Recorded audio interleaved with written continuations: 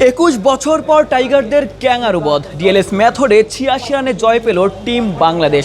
যেভাবে অস্ট্রেলিয়াকে ঘরের মাটিতে প্রথমবারের মতো হারালো মিরাজের দল, সেটি লম্বা সময় যে কোনো টাইগার ভক্তই মনে রাখতে চাইবেন।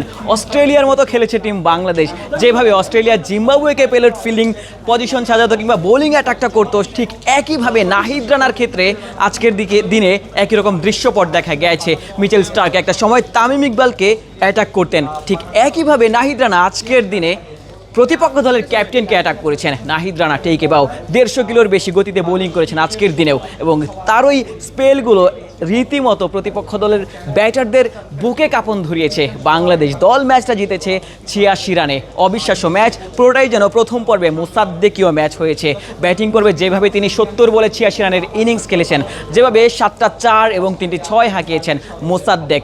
4 বছর পর বাংলাদেশ দলে ফিরেছিলেন, তবে কোনোভাবেই মনে হয়নি মোসাদ্দেক হোসেন 4 বছর পর ম্যাচ খেলছেন।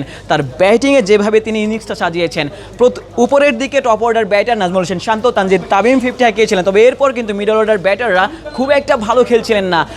ইনফর্ম ব্যাটার তাওহিদ হৃদয়, তিনি কিন্তু নামের প্রতি সুবিচার করতে পারছিলেন না, স্ট্রাগল করছিলেন। তবে সেটি যেন বুঝতেই দেননি মোসাদ্দেক হোসেন সৈকত। তিনি 100-র বেশি স্ট্রাইক রেটে 50 হাঁকিয়েছেন, 70 বলে 86 রানের ইনিংস, 122 স্ট্রাইক রেটে ব্যাটিং করেছেন। মোসাদ্দেকের ওই ইনিংসের কল্যাণেই বাংলাদেশ 284 রান করতে পেরেছিল। মোসাদ্দেক হোসেন সৈকত বোলিং পর্বে এসেও তিনি 10 ওভার টানা বোলিং করেছেন। 10 ওভারে 37টা রান দিয়েছেন, 2টি উইকেট তিনি তুলে নিয়েছেন। প্রপার অলরাউন্ডার একজন সাকিব আল হাসান ছিলেন বাংলাদেশ দলে। তিনি যেভাবে ব্যাটে বলে বাংলাদেশ দলকে সার্ভিস দিতেন, সেই একইভাবে মোসাদ্দেক হোসেন সৈকত 4 বছর পর ফিরেছেন, তবে একইভাবেই বাংলাদেশ দলে সার্ভিসটা দিয়েছেন। মোসাদ্দেক সৈকত তার বোলিং পর্বেও দুর্দান্ত ছিলেন, তবে যেমনটা বলছিলাম নাহিদ রানার ওই দুর্দান্ত স্পেলগুলো তিনি মনে করিয়ে দিয়েছিলেন। তিনি বোঝাতে চেয়েছিলেন একজন রিয়েল ফাস্ট বোলারের অ্যাটিটিউড কেমন হওয়া উচিত, তার বডি ল্যাঙ্গুয়েজটা কেমন হওয়া উচিত। তিনি প্রতিপক্ষ দল যে অস্ট্রেলিয়া, সেটি যেন পাত্তাই দিতে চাননি, সেটি যেন তার মাথাতেই ছিল না। তিনি বাংলাদেশি হয়ে প্রতিপক্ষ দলের ক্যাপ্টেনকে স্লেজ করছিলেন, তার দিকে এগিয়ে গিয়েছিলেন, উত্তক্ত বাক্য বিনিময় করেছেন। একজন ফাস্ট বোলারের এমন অঙ্গভঙ্গি অনেকটাই আসলে স্বাভাবিক। বাংলাদেশ দলে এই ম্যাচটা জিতেছে ডিএলএস মেথডে 86 রানে। অবিশ্বাস্য একটা ম্যাচ জয়।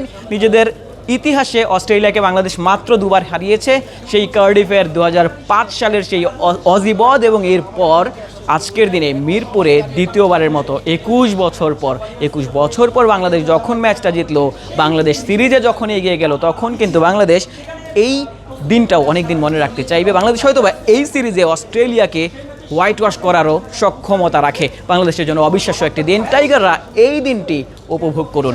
আশিক সারোয়ার, নিউজ 24।